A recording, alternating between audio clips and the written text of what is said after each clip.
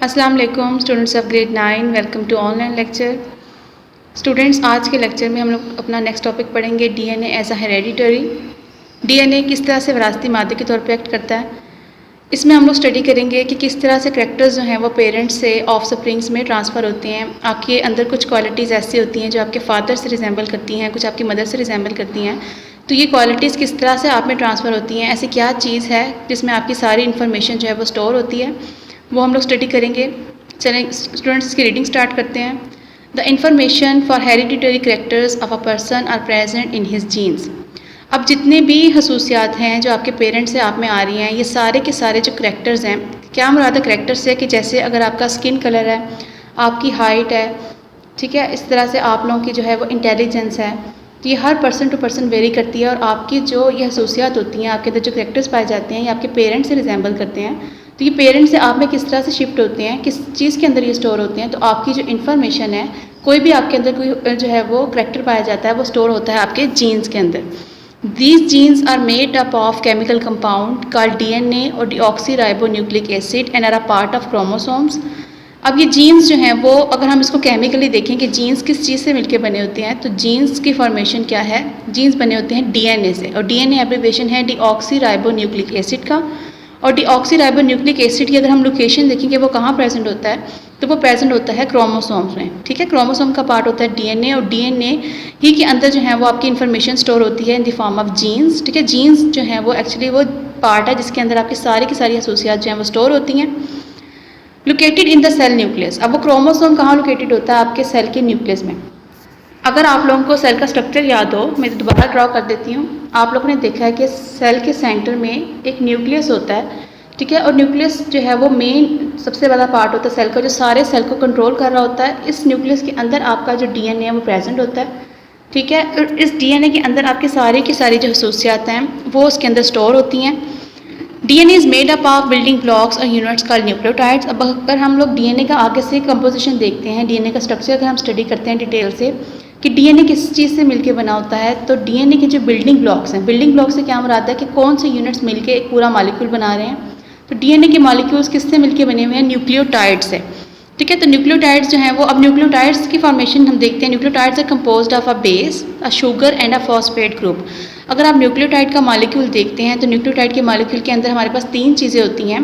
एक होती है बेस, ठीक है, उसके साथ एक शुगर अटैच होती है और साथ एक फॉस्फेट ग्रुप होता है। जब ये तीन चीज़ें आपस में मिलती हैं तो क्या बनाती हैं, न्यूक्लियोटाइड का एक मॉलिक्यूल बनाती हैं। और न्यूक्लियोटाइड के ये हर मॉलिक्यूल आपस में अटैच करता है। बहुत से न्यूक्लियोटाइड के मॉलिक्यूल जब अटैच करते हैं तो क्या बनाते हैं, डीएनए का एक मॉलिक्यूल बनाते हैं। These nucleotides are present in the pairs and form double helical molecule called DNA। अब ये न्यूक्लियोटाइड्स एक दूसरे के साथ जो है वो पेयर की फॉर्म में अटैच होती हैं। और हेलिकल, डबल हेलिकल से क्या मुराद है, आपके पास जो इस फॉर्म में स्ट्रक्चर होता है, ट्विस्टेड होता है, इसको हम हेलिकल स्ट्रक्चर बोलते हैं। ठीक है, डबल हेलिकल से क्या मुराद है, आप डायग्राम में देखिए, आप लोगों के पास ये डबल बना हुआ है। फॉर एग्जांपल एक स्ट्रैंड दिखाया हुआ है उन्होंने, इस तरह से आ रहा है, ठीक है, और दूसरा स्ट्रैंड जो है वो उसके ऊपर ट्विस्ट हुआ हुआ है हेलिकल डायरेक्शन में। ठीक है, इस तरह से स्प्रिंग टाइप जो डायरेक्शन है, जो मूवमेंट है, उसको हम हेलिकल जो है वो कहते हैं shape.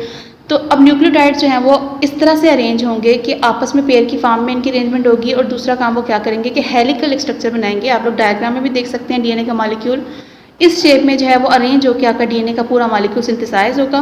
The special parts of DNA has coded information and these parts are called genes. अब ये डीएनए के कुछ खास पार्ट्स हैं जिसके अंदर कोई इन्फॉर्मेशन स्टोर है। वो इन्फॉर्मेशन क्या हो सकती है, फॉर एग्जांपल आपकी आई का कलर हो सकता है, आपका स्किन का कलर है, आपकी हाइट है, आपकी इंटेलिजेंस है, आपके अंदर जितने भी कैरेक्टर्स पाए जाते हैं वो उनमें से कोई एक इन्फॉर्मेशन जो है वो आपके एक खास पार्ट के अंदर डीएनए के स्टोर होगी। और वो खास पार्ट का नाम क्या होगा, genes. The base are specifically arranged on the DNA. अब आप लोगों ने पढ़ा है कि बेसिस प्रेजेंट होती है डीएनए के मॉलिक्यूल, क्योंकि न्यूक्लियोटाइड से मिलकर बना है। तो न्यूक्लियोटाइड में आपने पढ़ा है कि तीन चीज़ें रिक्वायर होती हैं, एक बेस, एक शुगर और एक फॉस्फेट ग्रुप। अब जो बेसिस होती हैं वो एक खास स्पेसिफिक अरेंजमेंट के साथ जो है वो प्रेजेंट होती हैं। ठीक है, ऐसे नहीं है कि आगे पीछे जो है वो आपकी सारी बेसिस अटैच होती है, उनका बाकायदा एक सीक्वेंस होता है। ठीक है, वो सीक्वेंस मेंटेन करना बहुत ज़रूरी होता है। और उस सीक्वेंस में ही वो सारी की सारी जो आपकी बेसिस हैं वो न्यूक्लियोटाइड के मॉलिक्यूल के अंदर अरेंज होती हैं। When a DNA molecule produces another molecule like itself, then this process is called DNA replication। अब जब डीएनए का मॉलिक्यूल डिवाइड करता है और अपने जैसा दूसरा डीएनए का मॉलिक्यूल बनाता है, तो इस प्रोसेस को हम लोग बोलते हैं डीएनए रेप्लिकेशन। डीएनए यानी रेप्लिकेट करता है, अपने आप को डिवाइड करता है और 2 में डिवाइड हो जाता है, तो इस प्रोसेस को हम डीएनए रेप्लिकेशन बोलते हैं। नेक्स्ट पेज पर आप लोग आएँ। DNA is present in all the biological organisms. अब जितने भी जानदार इस दुनिया में प्रेजेंट हैं, चाहे वो प्लांट्स हैं, एनिमल्स हैं, माइक्रो ऑर्गेनिज्म हैं, उन सब के अंदर डीएनए जो है वो प्रेजेंट होता है। A child receives it's DNA from both the parents. आपके अंदर जो है वो डीएनए आपके दोनों पेरेंट्स से आता है, दोनों पेरेंट्स का कम्बिनेशन होता है, ठीक है। यानी हाफ फैक्टर्स आपके जो है वो फादर की तरफ से आपको रिसीव होते हैं, हाफ फैक्टर्स आपकी मदर की तरफ से आपको रिसीव होते हैं, और इस तरह से जो है वो किसी भी चाइल्ड का जो है वो डीएनए सिंथेसाइज होता है कि उसके अंदर हाफ फैक्टर फादर के और हाफ फैक्टर उसकी मदर के होते हैं। The characters of an individual, for example, skin color, height, fitness, etc., are transferred to its offsprings inheritedly. अब किसी भी पर्सन के अंदर जो भी करेक्टर है, जैसे स्किन का कलर है आपके फादर का, मदर का, इस तरह से हाइट है, फिटनेस है, वो आपके अंदर जो है वो ये ऑफ स्प्रिंग्स है उनके अंदर ट्रांसफर होगी इन डीएनए मॉलिक्यूल्स के through. The defects in the DNA are responsible for the certain diseases like the diabetes and haemophilia which are transmitted from parents to their offsprings. अगर डीएनए के molecule के अंदर कोई डिफेक्ट पाया जाता है और वो अगली जनरेशन में ट्रांसफ़र हो जाता है, तो चांसेस होते हैं कि जो नेक्स्ट जनरेशन में बेबी होगा उसके अंदर कुछ डिजीज़ जो हैं वो हो जाएंगी, जैसे कि डायबिटीज़, ठीक है, इसे शुगर बोलते हैं, डायबिटीज़ या हीमोफीलिया। हीमोफीलिया एक ऐसी डिजीज़ है जिसमें आपकी बॉडी में जो ब्लड क्लॉटिंग है वो स्टॉप हो जाती है, और ब्लीडिंग अगर एक दफ़ा स्टार्ट हो तो वो जारी रहती है।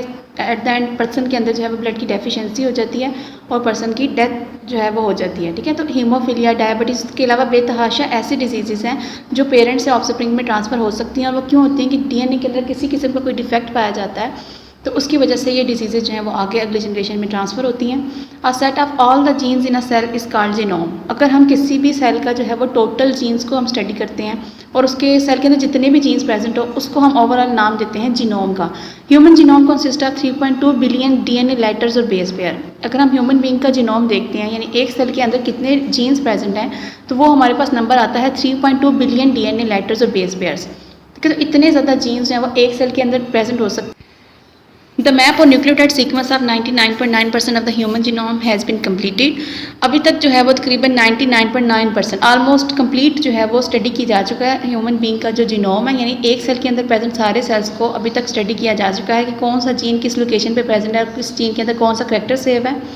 This is information is very important for the medical sciences, और इसका जो है जनरेशन में आपने स्टडी करने के लिए कि कौन से करैक्टर्स जो है वो किस किस लोकेशन पे प्रेजेंट है। अगर किसी के अंदर कोई डिसेबिलिटी पाई जाती है, जीन के अंदर कोई डिफेक्ट है, तो आगे हो सकता है ऐसा पॉसिबल हो कि हम उसके अंदर से किसी भी पर्सन के अंदर से इसके एग्जैक्ट लोकेशन पे वो जीन रिमूव कर दें और जो सही करैक्टर वाला जीन है वो इंसर्ट करें, तो उसके अंदर वो नॉर्मलिटी ठीक करवाई जा सके।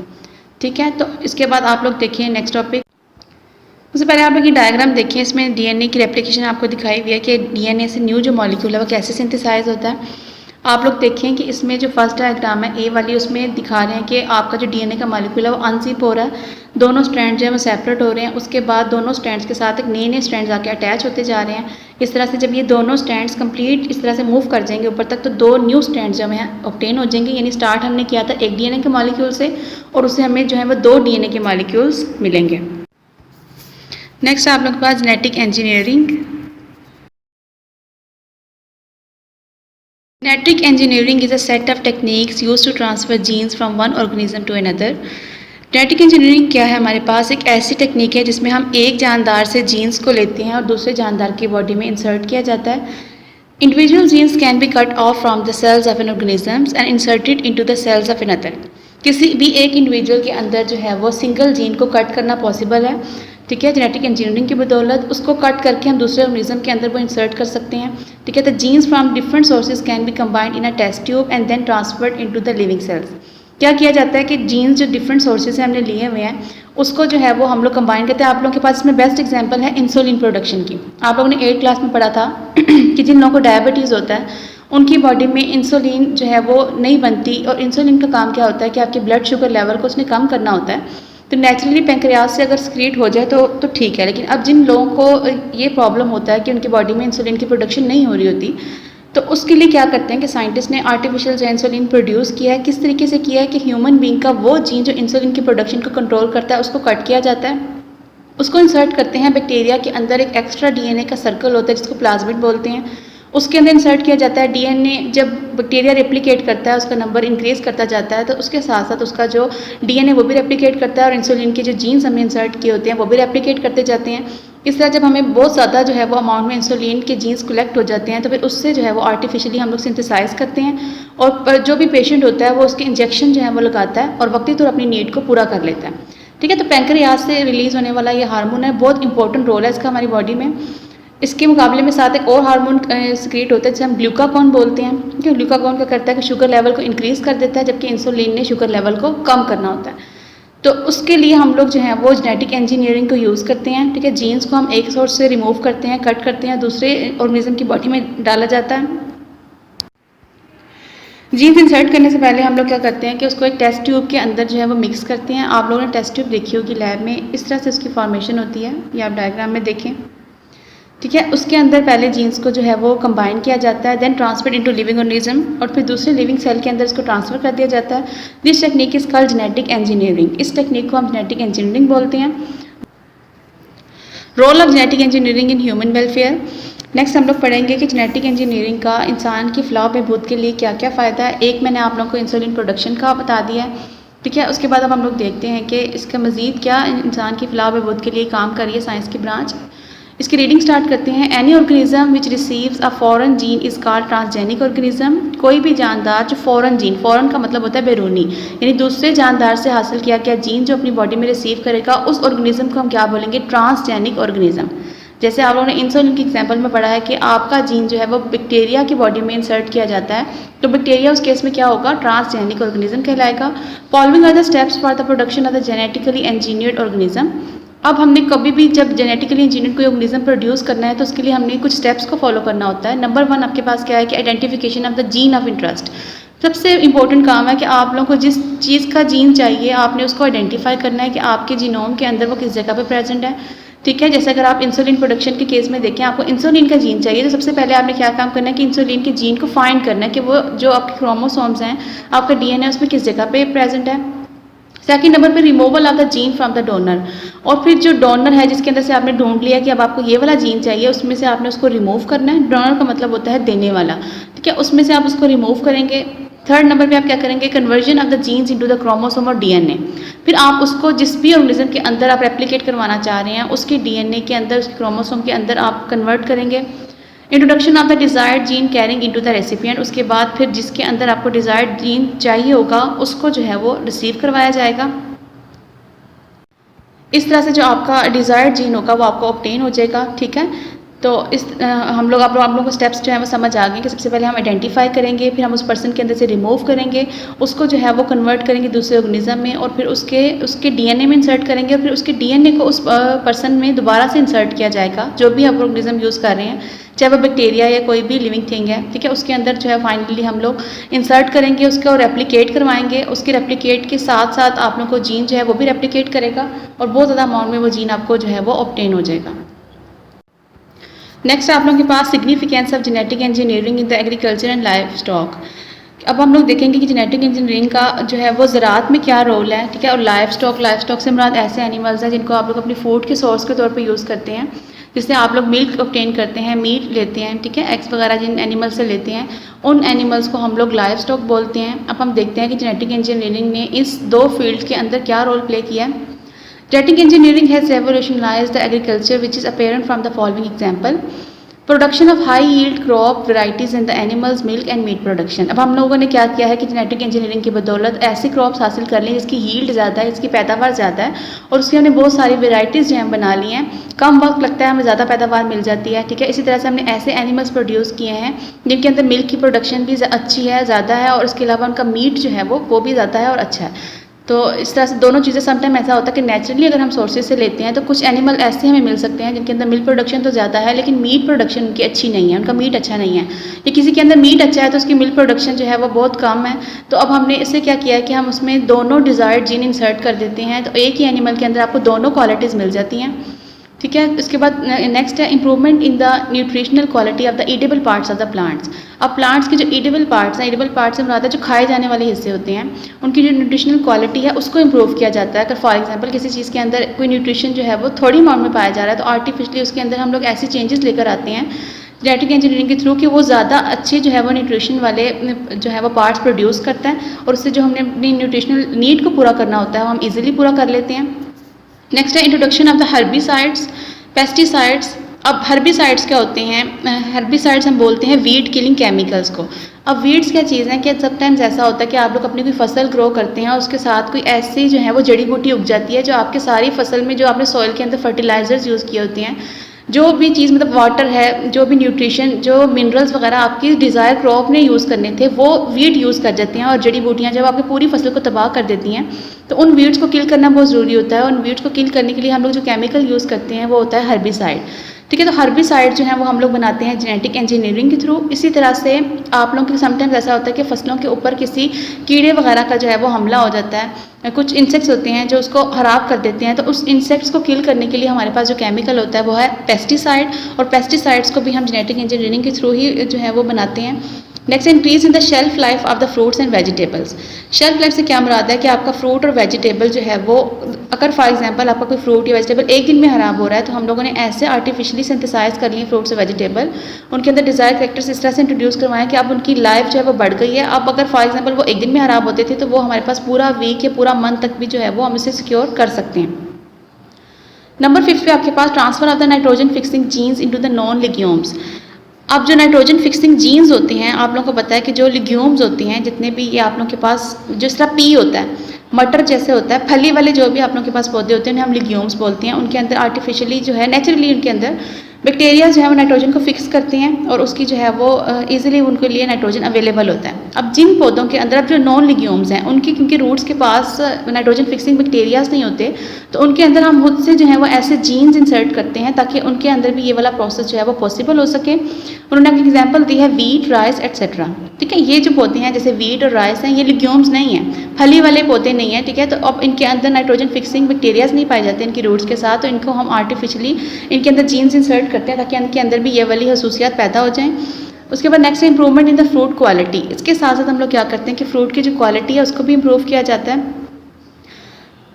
फॉर एग्जाम्पल किसी फ्रूट के अंदर आप लोगों को जो है वो छोटे साइज़ में प्रोड्यूस हो रहा है, प्रोडक्शन थोड़ी हो रही है, तो आप लोग जो है वो सारे जो डिज़ायर्ड करैक्टर्स एक किसी फ्रूट के अंदर हो सकते हैं। फॉर एग्जाम्पल कोई दरख्त ऐसा है जो ज़्यादा जल्दी जो है प्रोडक्शन करता है, कुछ का ऐसा फल जो है वो ज़्यादा लगता है, कुछ का साइज़ में बड़ा होता है, तो वो सारे डिज़ायर्ड जो करैक्टर्स हैं वो एक ही प्लांट के अंदर वो जीन इंसर्ट किए जाएंगे और वो सारे की सारी खसूसियत हमें एक ही पौधे के अंदर हासिल हो जाएंगी। नेक्स्ट है आप लोगों के पास production of the high yield crops. We can use the techniques of biotechnology to obtain the genetically modified varieties of the plants. अब हम लोग क्या करते हैं कि ये जो आप लोगों को मैंने बताया कि जीन्स को जो है वो एक पर्सन से निकाल के दूसरे पर्सन में हम इंसर्ट करते हैं। अब जिस पर्सन में इंसर्ट किया जाता है उसका जो जेनेटिक फॉर्मेशन होती है वो सारी की सारी जो है वो चेंज हो जाती है, तो उस तरह के जानदार को हम लोग बोलते हैं जेनेटिकली मॉडिफाइड ऑर्गेनिज्म, यानी हम GM बोलते हैं। ठीक है, GM stands for genetically modified. Modify का मतलब होता है कि किसी के अंदर कोई चेंज आ गया है, वो पहले जैसा नहीं रहा। ठीक है, तो जब हमने किसी की बॉडी में जो है वो फॉरेन जीन इंसर्ट कर दिया तो अब उसका DNA जो है वो पहले की तरह बिहेव नहीं कर रहा। अब हम लोगों ने जो है वो इसके थ्रू ऐसे क्रॉप्स प्रोड्यूस करना शुरू कर दिए हैं जो GM है, यानी जेनेटिकली मॉडिफाइड हैं, क्योंकि हमें डिज़ायर्ड कैरेक्टर्स जो हैं वो चाहिए पौधे के अंदर। जैसे जैसे आबादी बढ़ती जा रही है, ज़्यादा लोगों की फूड के नीड को पूरा करने के लिए हमें ऐसे प्रोडक्शन, ऐसे प्लांट चाहिए जो ज़्यादा प्रोडक्शन देते हों। ठीक है, इनका फल जो है वो ज़्यादा न्यूट्रिशनल वैल्यू रखता हो, तो हम लोग इसके लिए जो है वो जेनेटिकली मॉडिफाइड प्लांट्स को प्रोड्यूस करते हैं। It has been observe that most of the high yield crops और the fruit trees are quite susceptible to diseases. अब उन्होंने कहा है कि एक चीज़ ये ऑब्जर्व की गई है कि जो चीज़ें भी जेनेटिकली मॉडिफाइड होती हैं उनको बड़ी जल्दी बीमारी लगती है, बीमारी को वो कैच कर लेती हैं और उस तरह से फसल जो है बड़ी जल्दी तबाह भी हो जाती है। ठीक है, तो इसका एक ये नुकसान भी है, इसके अंदर ये फ्लॉ पाया जाता है। It is quite desirable to introduce the disease resistant genes into the high yield disease check plants.